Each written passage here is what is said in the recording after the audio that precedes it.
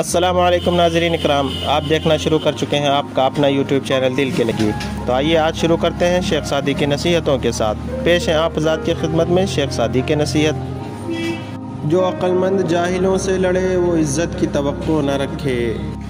बेनमाज को कर्ज मत दो, ख्वाह आका से उसका मुँह खुला हुआ हो, इसलिए कि जो खुदा का कर्ज अदा नहीं करता उसे तेरे कर्ज की फ़िक्र नहीं होगी।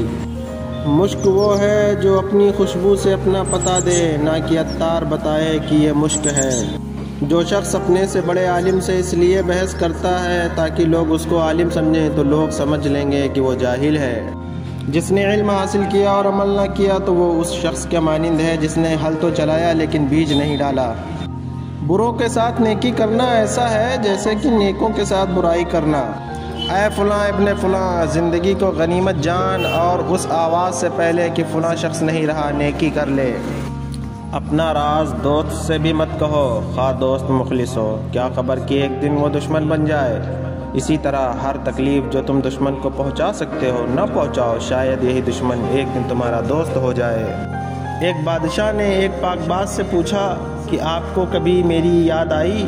तो उन्होंने कहा, हाँ, जब मैं खुदा को भूल जाता हूँ। इंसान का ख़मीर खाक से उठा है, अगर खाक सारी नहीं तो आदमी नहीं।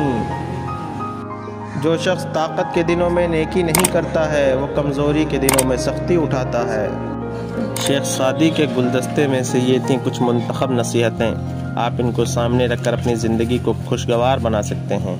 हमको दीजिए इजाज़त, मिलते हैं अगले वीडियो में किसी नए उन्वान के साथ।